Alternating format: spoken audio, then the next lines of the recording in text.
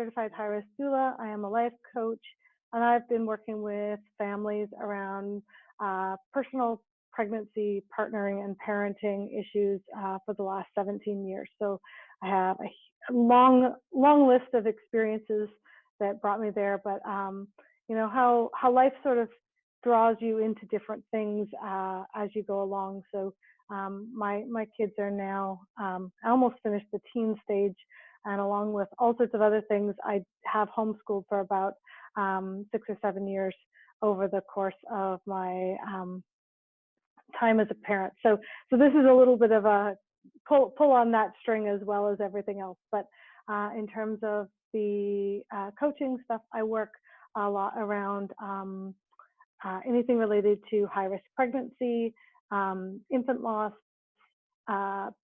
parenting, particularly around things related to disabilities, and then issues around partnering and personal life.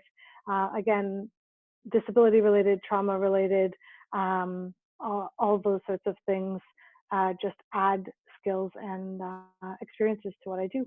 So I'm really glad to join you today and look forward to hopefully helping you all feel a little bit calmer by the end of today and a little bit more able to face the coming weeks. We're calling this the Homeschooling the Pandemic Edition, but I want to start by just acknowledging the elephant in the room, which is that a huge amount of stress that all of us have been put under over the last 6 weeks. None of this is in our regular way of doing life, and I think if you're anything like me, at the end of the day on Friday, it's 6 o'clock here in Ontario, why don't you just pause and take a deep breath in and slowly let it out through your mouth. Because whatever you're juggling and whatever you're dealing with or trying to fit in, it's a lot. And I don't know what brought you here today, but I do hope that by the end of today, you can breathe a little bit lighter and a little bit easier. So let's start with a little bit of good news. We all want to do the best we can possibly for our children, even in a pandemic, but we're all dealing with a lot of stressors. And I want to start by helping us lower the bar a little bit to reduce our own stress, right? Sometimes it just sort of creeps up there, doesn't it? And so the first thing I want to do is address this idea that we're homeschooling. So let's get a little bit of perspective. Regular homeschoolers during regular non-pandemic times do not homeschool 6 hours a day, 5 days a week. That's just not how it works. In fact, they usually assume about 1 to 2 hours a day for elementary school students, maybe 2 to 3 for upper middle school, and 3 to 4 maximum for high school students. And that should be a small amount of parental involvement by that age, unless there are some learning disabilities and other things going on. And that's to do everything school related, including what schools would typically send home as homework. Just let that sink in. That's a lot less than what we think of. And that's because homeschooling isn't school schooling. It's a very different context. Academic material can be learned much quicker in a homeschool environment, and non-academic materials can be included in all sorts of other less structured activities. Now, I know that some jurisdictions are sending home lessons and assignments, and I know that that makes this a more complicated conversation. Trust me, I get that because it's happening here, but I hope you will stick with me, and I think we can still make life less stressful, even if that's you. The second bit of good news is that this is homeschooling the pandemic edition. All of us, including our kids, are already on this super steep learning curve about what it means to be a neighbor, how we care for one another, and how we deal with stress and uncertainty. These are really, really important life lessons. They matter. And so I want you to know that it's okay to prioritize them. Third, in the middle of all of this, there is an opportunity for your kids to learn more about the things that fascinate them, to have time to develop new skills they've always been too busy to explore, and to learn life skills that were never going to come from school. You don't have to recreate the school curriculum to keep your child engaged with learning. But that engagement with learning, that is ultimately our goal. So we have a different context where life lessons matter and the goal is learning. That's great, you say. But you don't know my kid. You don't know how many meltdowns my 5-year-old has been having. You don't know how impossible it is to get my 12-year-olds out of bed in time for their Zoom class for school. You don't know how unreasonable my teenager has been. You don't know how chaotic my house and my work and my life feels right now. I'd ask for a show of hands if that was you, if we were doing this live and in person, but I'm sure some of you can imagine. I know I can imagine. So the second thing that I want to introduce is an idea that is pretty much the bedrock of my coaching practice, and it is this: compassionate curiosity. So compassionate curiosity introduces the question, what if there is actually a reason for the behavior, the chaos, the challenges that I or my partner or my child are dealing with right now?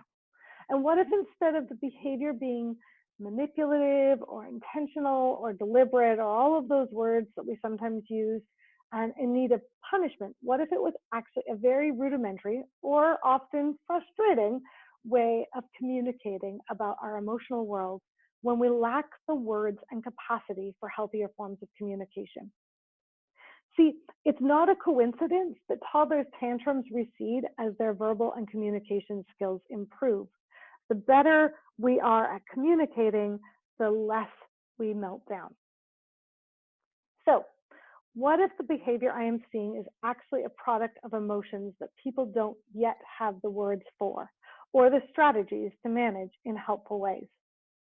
And what if we could learn more about those emotions and develop better strategies, and in the process, get to the root of the issue, and in so doing, get rid of, or at least highly reduce the unwanted behavior? What if we could do this for ourselves? What if we could do this for our family members? That's the premise that underlies almost all of my work as a parent and coach, whether with typically developing kids or with those on the autism and ADHD spectrum, those with learning disabilities, those with physical and intellectual disabilities. So I want to introduce you to this simplified version of something called the zones of regulation. This is a way of talking about emotional regulation by color, and it helps us understand our emotions better and understand better how to move from one zone to the next. So there are 4 zones: the blue zone, the green zone, the yellow zone, and the red zone. The blue zone is where we're bored and depressed, we're exhausted, we're hurt, sad, tired, or sick.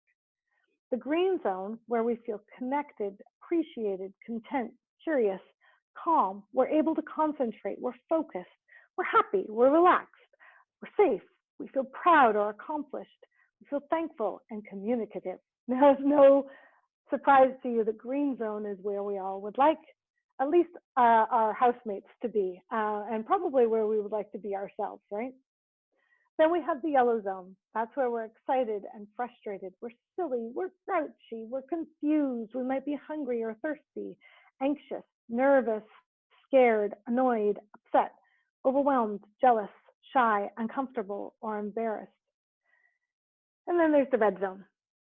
The red zone could be angry, it could be aggressive, yelling, shut down, locked in, ecstatic, mad, mean, terrified, over accommodating, pleasing, whining, out of control, and in pain. Now, there is a lot to this that we just aren't going to have time to cover today. But if you want to go deeper with this, please feel free to schedule a parent coaching session, and I'd be more than happy to help walk you through what this looks like for you and your family. This can be really life-changing. The important question for us today is going to be a high-level view to help answer the question, how do we get to engaged and learning?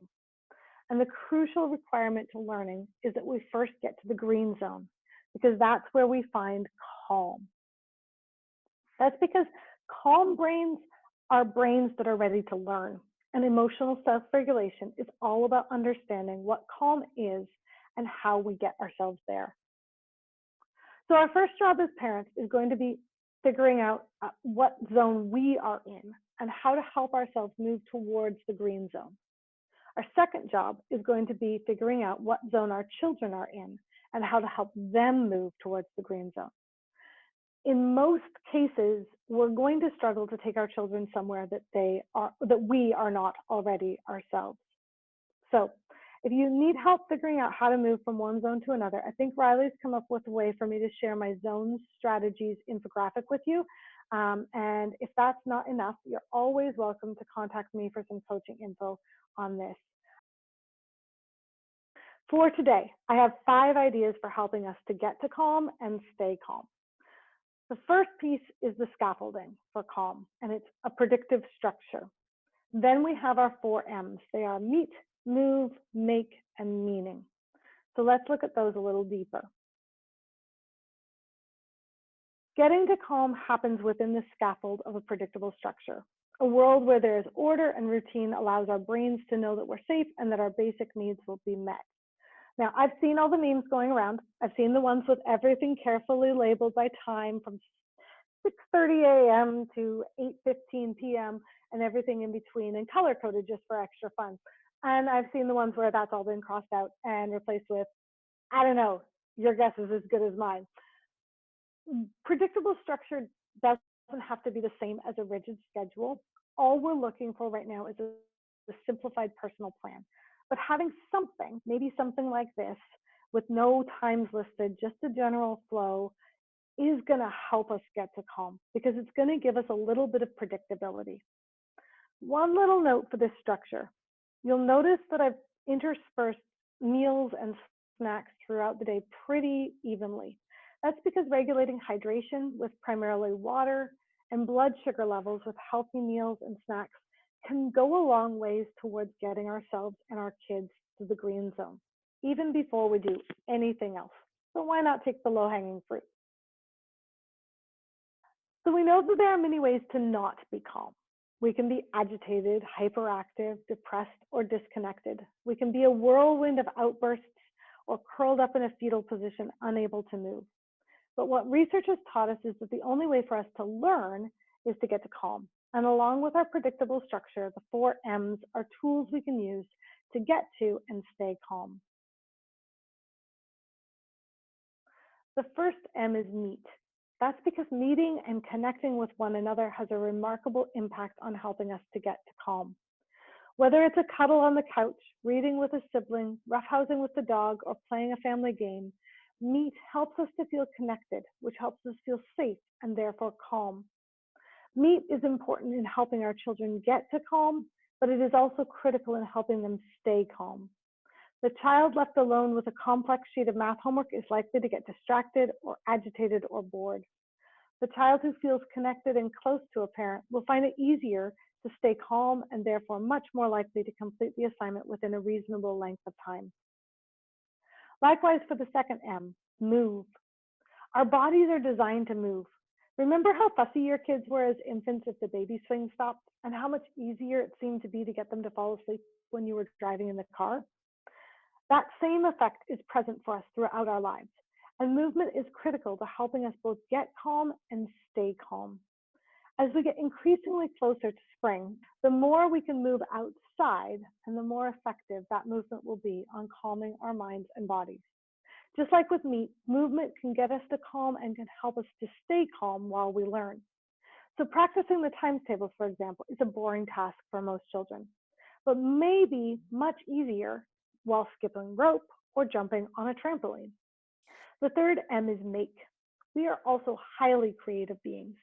Whether in play or art or music or dance, whether cooking or poetry or Minecraft, our desire to make is crucial to be both creating the calm we need to learn and helping us with the learning itself. The creativity in make can also help us to stay calm and increase learning. Our grade 6 curriculum here in Ontario includes a unit on First Nations history. My daughter was convinced she would hate it because she struggled so much with writing, and the way that they'd done history at school had been with writing. So instead we decided to make as many things as we could find instead of writing about them. So we made outfits, we made moccasins, we made a vessel to carry water in, we made toys and games that we found evidence of in the research. By making all of these things, not only did my daughter learn the curriculum, but she developed a deep interest in the lives of North America's First Peoples and has gone on to be quite passionate about Indigenous-led justice issues. Which brings us to the fourth M, meaning. That's because our capacity to feel like we have purpose and the experience of achieving things is critical to our mental well-being. You may be finding this yourself at home right now. Meaning also helps us think beyond ourselves and our own circumstances. And this broader view of the world helps ground our perspective on our lives and our experiences. Meaning is often where motivation is most deeply situated. So along with helping us to feel calm and like we are contributing something of value, meaning also helps to motivate us when learning gets hard. Think about the care and attention your child puts into the art they might make for Mother's Day versus the map they are asked to color for geography class. The meaning behind the activity will have a significant impact on how calm and how engaged and motivated your child is to complete the task at hand. However, meaning has to be situated in the child's mind, not our minds as the parent or caregiver or teacher. When meaning starts with the child, the motivation will be far higher than when we try to force the meaning on the child externally.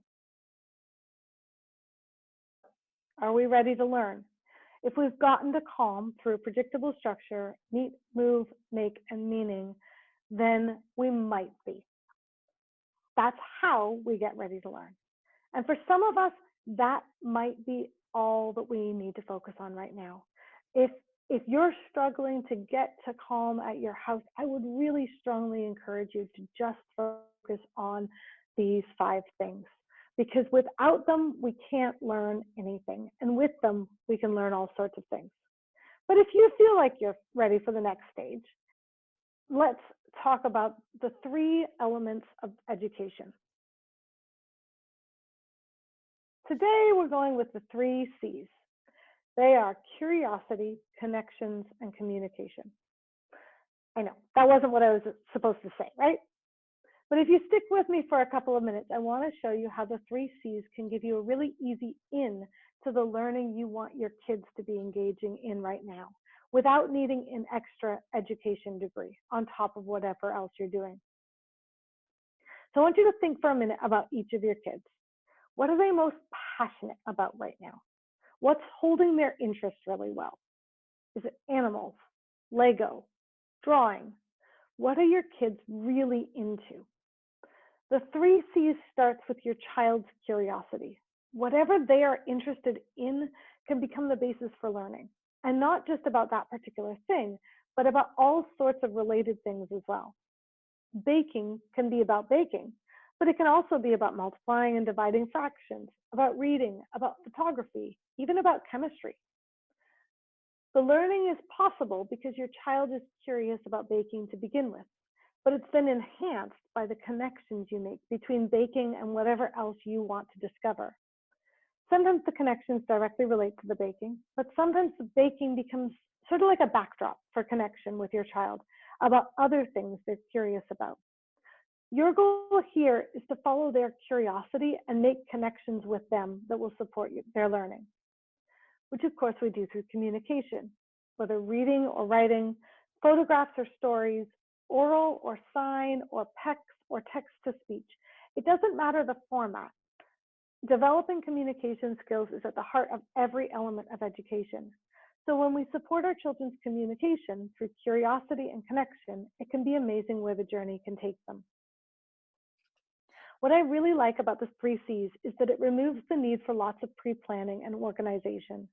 It allows you to respond to where you and your kids are at any given moment, which of course makes it cost less in the midst of our busy lives. But am I getting it right, Heather? We all want to know that we're getting it right as parents, don't we? And parenting is this long-term investment. And at any given time, it can be really hard to know how well we're doing. Most of the time, I really encourage parents to just sort of put that to one side and take a deep breath and focus on being present today. But I totally get that when the world turns upside down, it's normal to want to know that we're getting something right for our kids. So here are the super basic, high-level things kids are naturally working out from about 3 to 18. This is what our education system should ideally be trying to support. and you might find it a helpful way to give yourself the kudos you deserve for the work you are already doing with your child. The first stage is the pole parrot stage. This is your preschooler, your 3 to 5-year-old, the one that is running you ragged, I am sure, right now. That's because their educational job is to learn the names of as many things as possible and to experience the world through sensory engagement and discovery, which creates the foundations for education to come. If your preschooler asks questions incessantly all day, wants to be constantly stimulated by new sensations, and consistently runs to you to check that they are okay, then you, parent, are doing a great job. If you want to follow the 3 C's with your preschooler, you might connect with them while they're curiously engaging and playing with their trains, or have a conversation and communicate with them about the different trains and what their names are and what sounds those names start with. Or you could join them while they're playing blocks to make some different shapes and see if they know what you've made. It doesn't matter the activity. With preschoolers, puddle jumping, water play, rough and tumble, you start with a thing your child is already curious about. You make connections between yourself and your child, and between your child's current interests and the bigger world. And you communicate with your child about that interest. This doesn't need to take long. It's 5 minutes in the middle of train time or block time, not an hour-long lesson. But you can then go back and build on it at your next coffee break. Okay, now for the elementary school kids, grades 1 to 4. These guys are all about the first 4 W's. They want to know the who, what, where, when. Sometimes why and how gets in at this age, but don't worry too much if it doesn't. Let's say your child is really interested in pandas. You might find a nature show about pandas for them to watch, or a live stream of pandas at a zoo. But maybe you wander by in the middle of it and ask a few questions. Who is that? What are they doing with the pandas? Where do the pandas like to sleep best? When do the pandas like to eat? If your child is really engaged, you might decide to spend a whole week learning about pandas. You might even make a scrapbook of everything that they learn. Correction, they might even make the scrapbook. That's not for you to do. Those in grade 1 and 2 might still need help with their writing of the answers, but they can also draw them, or they can dictate them to an older sibling or to you, or even play around with text-to-speech on their computer if they have one. Let your child help create the format for their book. What should be in it? What questions do they want to answer? What art can they do? If you have access to books about pandas, you can practice reading with them. If you want to do some basic math about pandas, you can do that too. Maybe how many there are, whether one zoo has more or less pandas than another zoo. Maybe you even make a chart or a graph. Follow your child's interest and look for opportunities to reinforce the skills they already have. From grade 5 to 8, the key learning is about logic. This is the why and the how stage. So let's say you have an 8 and an 11-year-old, and they both want to bake bread today. 8-year-old's in the grammar stage, the 11-year-old's in the logic stage. So you might want to have the 8-year-old practice reading the recipe and completing the measurements. But the 11-year-old, you might just ask questions like, why would it ask for the flour to go in last? Or how come the yeast needs to be proofed in warm water? If your child doesn't know the answers, that's perfectly fine. Maybe you set up a mini experiment with 2 batches of yeast, one in cold water and one in warm, to see the difference that heat makes. Or maybe you ask them to look up a video explaining how it works on TED-Ed. If there's an instruction they don't want to follow, maybe turn that into an experiment as well, by letting them divide the recipe and do half the way they want to and half according to the recipe. Just have them mark which is which to see the impact of their choices, and possibly to help you decide which one you want to taste test when it's done. In high school, the main thing is learning how to communicate all of that knowledge and questioning so that other people can understand it. This is why we write so many essays in high school and answer so many math equations. But for now, follow your child's curiosity and ask them to teach you something new over dinner, or show you a new piece of art, or read you a new poem they've found or written. It's so easy to get into an antagonistic relationship, especially with teens, but teens are so excited about learning new things and being the expert in them. Give your teen the chance to be your expert. Maybe if you have a few teens in your house, Make it a rota to see who can be an expert each day in the week. Again, we want to encourage their curiosity and the connections between the things they're learning and their capacity to communicate that to others. My background is in working with disabilities, with trauma, mental health issues, and more. All of my kids have disabilities, as do my husband and I. So here's the secret. All of the materials I'm presenting today are initially developed to address issues for those with disabilities. But there's 3 caveats to that statement. The first is that you may have to spend more time and effort on your zones of regulation before you can get to calm if you're dealing with a disability issue, and that's okay. But what you will find is that when you find the green zone for your child, you will start to see your child progress in ways you may never have imagined were possible. The second is that staying in the green zone while learning can be difficult for these kids without the right support. Many students have not had their learning disabilities properly identified in the school setting, and many more have never had access to the supports that would allow them to thrive academically with those disabilities. Even for those who have, a lot of those supports have been taken away at this time.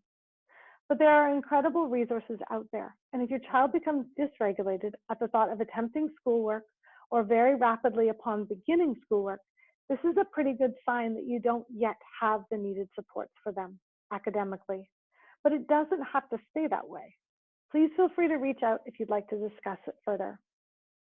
The final caveat for kids with disabilities is that it can be helpful to focus more on the education stages than the ages with kids with disabilities, so that you can customize your approach to where they are at developmentally rather than chronologically. Why use disability metrics to help everyone else with their homeschooling? The answer is really simple. Kids with disabilities need the same things that everybody else does. They just need them more pronouncedly. And what that means is that we can use the same tools that work well with kids with disabilities for the rest of our kids with stunning results.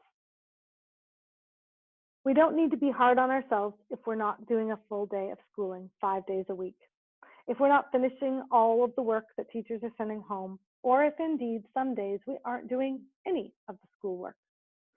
What matters right now is that we're helping our kids to get to calm with predictable structure and the 4 M's: meet, move, make, and meaning. Then, if you really want to feel like you're doing learning, you can use the 3 C's: curiosity, connection, and communication to create opportunities for learning, regardless of whether your child is at the pull parrot, grammar, logic, or rhetoric stage, whether they are a typically developing child or have a disability. The end goal of all of this is a calm child who is more curious, connected, and communicating better than when this all began. If you get to that, I promise everything else will follow. Your child will catch up.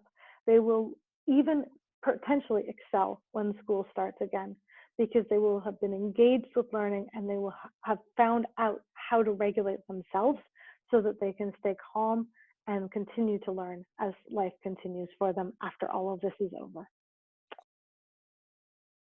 My child loves going to school, but is complaining when he has to get online. It's as if he thinks this is extra work. What can I do to change this mentality for my son? And should I view this as needing to change his mentality? That's a great way to ask that question. I really appreciate that part at the end. I think a couple of things. First of all, I don't know about you, but I find online learning really tiring. If you're doing a lot of Zoom calls, if you're doing a lot of meetings online, all of life has sort of shifted to this online environment as if that is a perfect system. And the truth of the matter is it's not. It can actually be really tiring and even cognitively a little bit painful to be involved in these Zoom calls. And especially when you're talking about a call with like 20 or 25 kids in a class on Zoom and everybody has their mics on at the same time. I mean, that's exhausting for us even as adults. And so for your child, that might actually be exhausting. It might be super tiring for him to go online. If he's doing online programming where it's not a Zoom call, it may feel much more exhausting because he may feel like he doesn't have the support that he's used to. A lot of teachers do such a good job in the classroom at creating that emotional regulation that the students need to get to calm. And they're not there to hold the students' hands as they go through lessons online. And so there's a couple of things that you could try. One is you could talk to your son about, which part of it is tricky. Is it this part is tricky? Is it that part is tricky? Another part to be aware of as you're kind of going through it is that I don't know. I was on a call earlier today with a group of folks that I work with for a nonprofit, and these folks have become my friends. I have worked with them for 4 years, pretty intensively, and about midway through the call, it suddenly, like, I got choked up. I got a little teary, and I realized I missed them, and seeing them in front of me just made me miss them so much more. So be really mindful as you're having that conversation with your child that there's all of these different elements that could be at play in terms of why this is uncomfortable for him to do. And then if it's a Zoom call issue, I would suggest having a chat with the teacher and just letting her know or him know this is just not something that's working for your child right now, and ask if there's another way for him or her to be involved in the lessons that they need to be involved in. If it's an online thing, what you might find is that sitting with your child and doing it together, making it more of a back and forth. If your child is a kinesthetic learner, if your child is an oral learner, if your child is a relational learner, then none of those things are available all of a sudden. So all of a sudden, learning goes from being fun and calm and happy to being work and effort and sad because you're missing your friends and all of those things. So trying to balance that out, I think, may be helpful for your child and for, I'm sure, tens of thousands of other children around the world right now as they try to navigate this. How do I keep my kids motivated? I think motivation is key. So we talked about this a little bit when we were talking about the 4 M's. Motivation is rooted in meaning. So what's the point is the question we have to answer. What's the point of why we're doing what we're doing? And I think it can be really easy to lose sight of that. Whether you're, a 5-year-old and you're just doing worksheets and where's my snack time and my story time and my playtime with my friends that are why I bother going to school in the first place, and the worksheets are just sort of incidental. If you take all of that meaning away, then where's the motivation to get the worksheet done? It's not like there's a fun play castle to go and play with afterwards. But the same is true if you're 12 or 13 and you were going to graduate from your school this year, and the meaning is all about what dress are you going to wear to grade 8 grad, or you're in grade 12 and the meaning was all about whether or not you were going to get into university or college in the fall, and you were going to go away and live on your own away from your parents for the first time. Those are the meaning markers educationally and academically for our kids at different ages. And so when we want to talk about motivation, we have to cycle back and say, okay, how do we find the meaning in right now? And it might be that the meaning of right now is beyond an academic sphere. The meaning right now might be caring for your neighbors with creating artwork to put in your front window that will make your neighbors smile when they go for a walk. It might be coming up with really awesome tidbits of information to call grandpa with, to tell him something you've learned about each day when he's at the nursing home and he can't get access to all the people and the things that make his life meaningful. So having a little bit of creativity around what does meaning look like, and how do we take the things that have to be done and create spaces for meaning that sort of go around that, but also go through that, because that's what makes it motivational for us. I mean, like, I don't know about you, but I haven't done as many dishes recently. as frequently as, I might otherwise do if there were people coming through my house every day, right? I might be a little bit less likely to put on, fancy clothes in the morning. We'll leave it at that. I know friends who are struggling to even get out of their jammies in the morning. It's hard to motivate ourselves. What's the point? And I think we as adults also need that motivation. What's the point? Why am I getting out of bed this morning? And how is that going to make the world a better place? How is it going to make my world, my children's world, my partner's world, my housemates' world, my community's world a little bit better place? And if we feel like we have no meaning, the motivation is just not going to be there. So that's the critical piece to getting to motivation. Yeah, like I said at the beginning, we can't take our kids somewhere that we're not.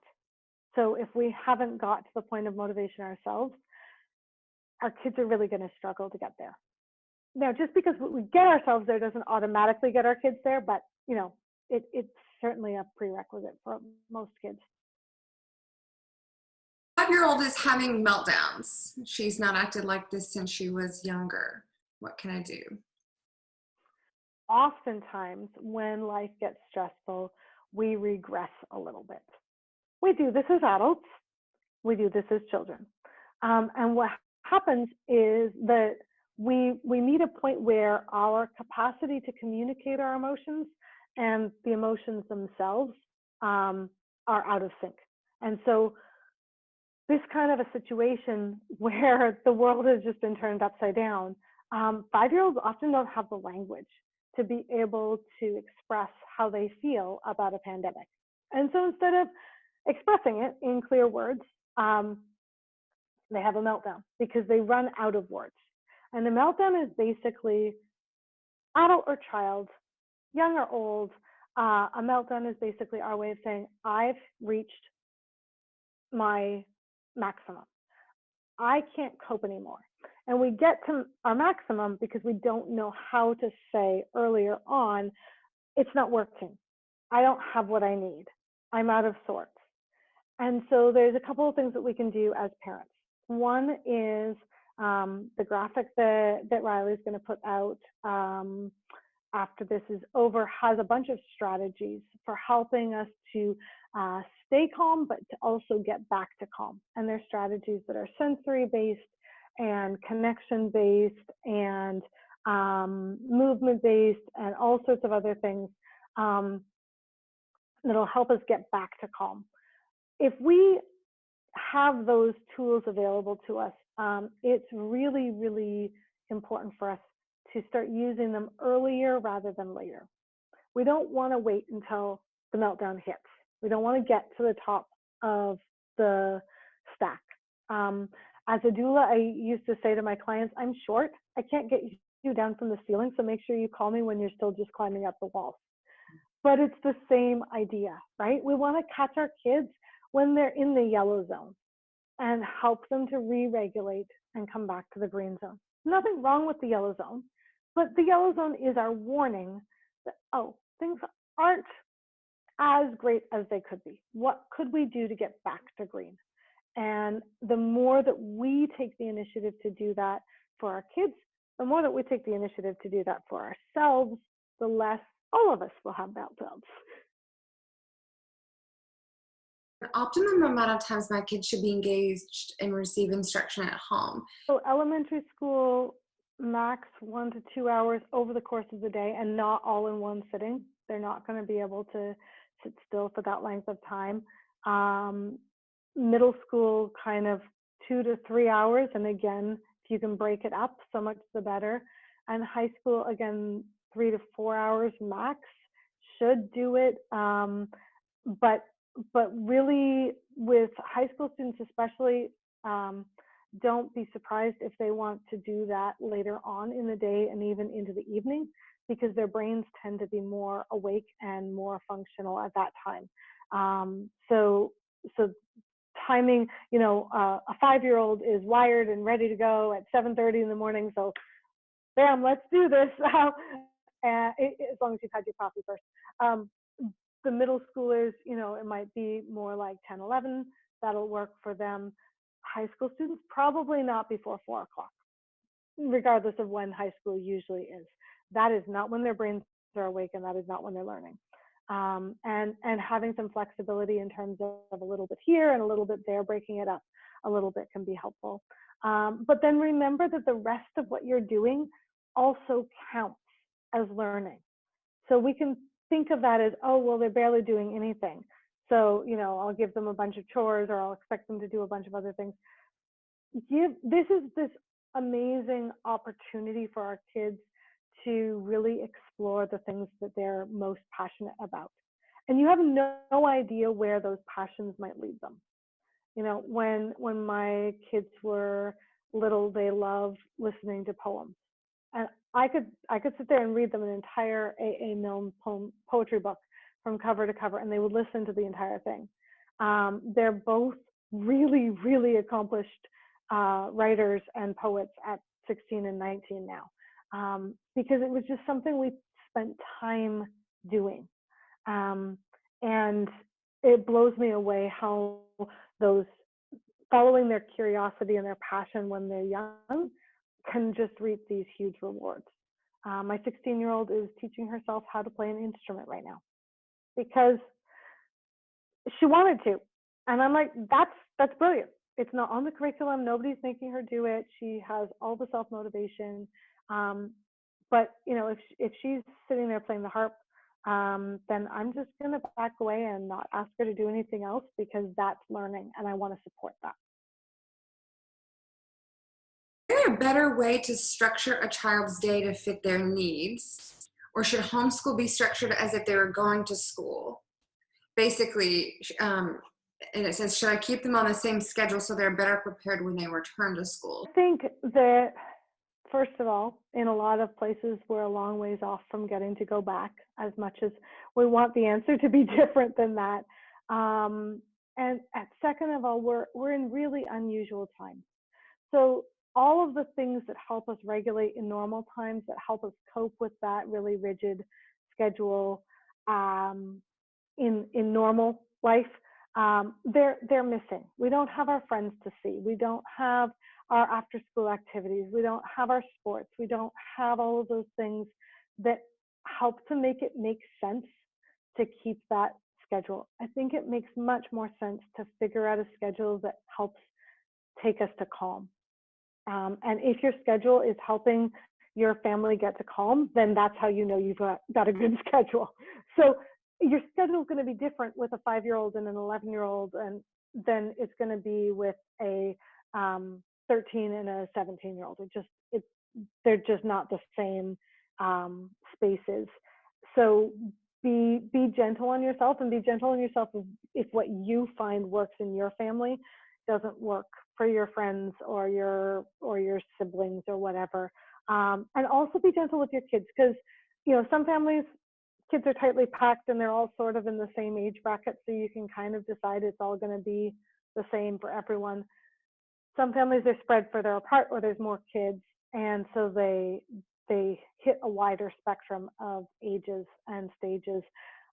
If you can, as much as possible, give a little bit of grace in terms of when learning happens for the different kids. That can sound on the surface like it will mean it's more work for you. The flip side of it is, it means that if you need to be supporting a child while they're learning, you might only have 1 or 2 children learning at any given time throughout the day. Way easier to sit next to John when he's doing his math and he's pulling out his hair because he's really stressed about it, and then have a break and have snack, and then sit next to Jill and do her her English with her, and help keep her focused on what she's doing, and make sure that she's asking the questions that she needs to ask, and finding the information she needs to find, and has the emotional support to get through it. So I think that those are, there can be flexibility with it for sure. And I think that when the time comes for us to get back to normal life, some kids are going to struggle with that transition. Some kids would struggle with transition no matter what we did. But I think in general, our kids are going to be just as happy as we are to get back to their friends and their schedules and their lives when they have the chance. I'm not an educator. I know I can't have certain performance expectations, but how do I not become frustrated with the mismatch in expectations and performance? I think that that could be really easy to fall into that space. Our school systems have become very performance driven. Um, there's a lot of standardized tests, and there's a lot of metrics, and there's a lot of things that our poor teachers are trying to do on top of teaching our children, and they're not the same things. I think that the biggest way out of that is is to realize that this is not normal times. Um, I know I keep saying that, so sorry if it starts to sound like a broken record, but I think um, the expectation we need to have for ourselves right now is we need to get through what is a traumatic event as well as possible. We want to maintain our mental health and our children's mental health to the best degree possible.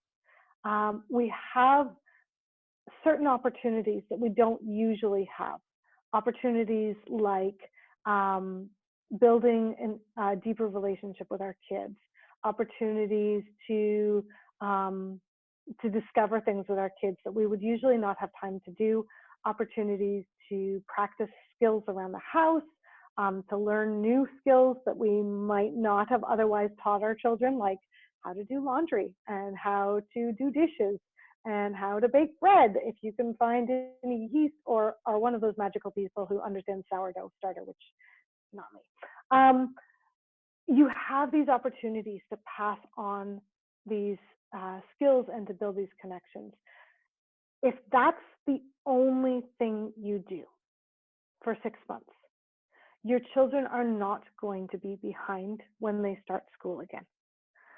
I know that because my kids have been medically absent from school for months at a time, multiple times throughout their lives. And to the point where it wasn't like we could do school at home while they were at that point.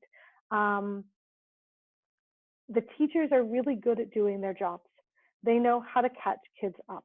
They're used to kids coming from different school districts, kids coming from different places, different home life, different backgrounds. They understand how to navigate a classroom where everybody's on slightly different page. And they know how to get that child back to that point. That's their job as educators.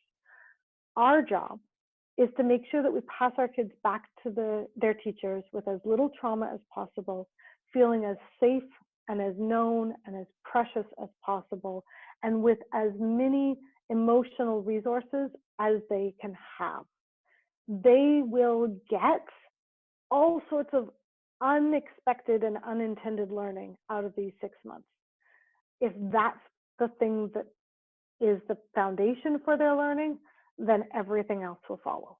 And I think that we need to give ourselves a really big pass on having to pretend that we're somebody that we're not. We're not teachers, mostly. We're not educators, mostly. And honestly, our teachers and educators need a pass for their own kids because they are working their butts off trying to figure out how to teach our kids somehow remotely. I mean, I just hats off to everyone. We all need to take a deep breath and we all just need to get back to that place of calm, because anything we can do right now to lower the sense of this as a traumatic event for ourselves and our kids is going to pay humongous dividends to their mental health, to our mental health for months and years to come. And that is going to have far more of an impact on their long-term academic success or challenge than anything else that we can do right now. Now that school is online, do you think incorporating more instructional videos or webinars would be okay? I don't have any problem with some instructional videos and webinars.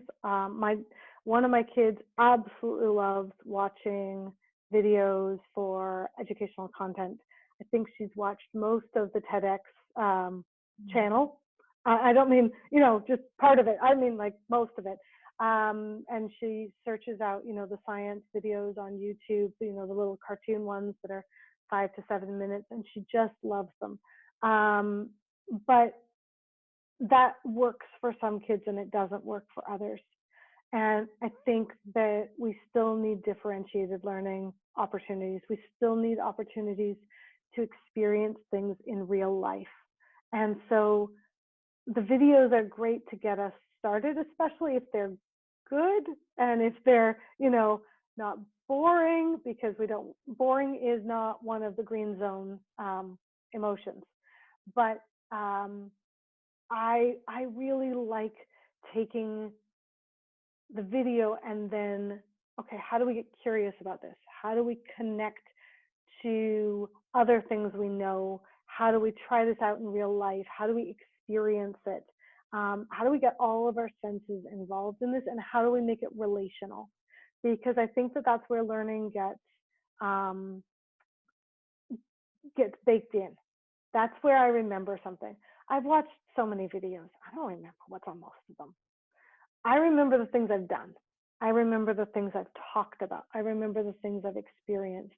I remember the time when I took the kids into the forest and we pretended we were prehistoric humans, and we wandered around, and I had the kids look around and see what materials they could find to build a shelter, and we told a story about it. I remember those sorts of interactions. I remember the books that we read where we then dressed up in costumes and acted out parts from it. That's the way that our brains really seal information in and cement it. And so I think that videos have a place, but they need to be expanded from whenever possible.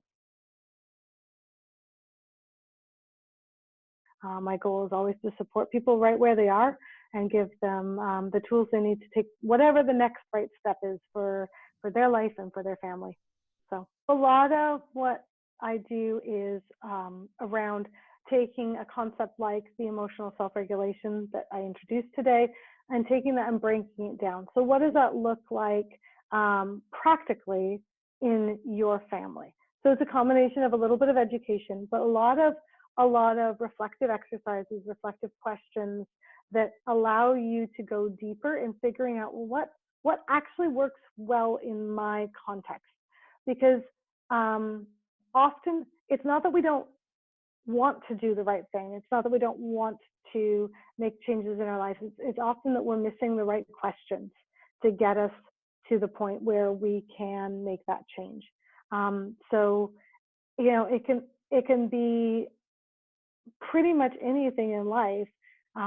We need to feel safe. We need to feel known. We need to feel precious. We need to feel like somebody cares about the hard, secret things in our life. And we need a place where we can talk those things through, because the shame of them can just sort of sit and eat us away. And we need someone who can walk us through the practical realities of everyday life when it's beyond our experience. So whether that's disability, whether that's mental health issues, whether that's finding out that your child is LGBTQ and that was never something that was part of your world before and you don't know anything about it. What is it that is going on in your life that you feel like you just don't have enough supports around? Or what is it that's going on in your life where you keep running into a wall where you're melting down yourself or your child or your partner is melting down and you just can't figure out why? Unraveling that mess is the work that I do. And I am always amazed at how much people can find the answers themselves when they have the chance to respond to the right questions and to reflect on them. And that's all that I bring to it. It's just the right questions to get you to where you always knew you needed to be in the first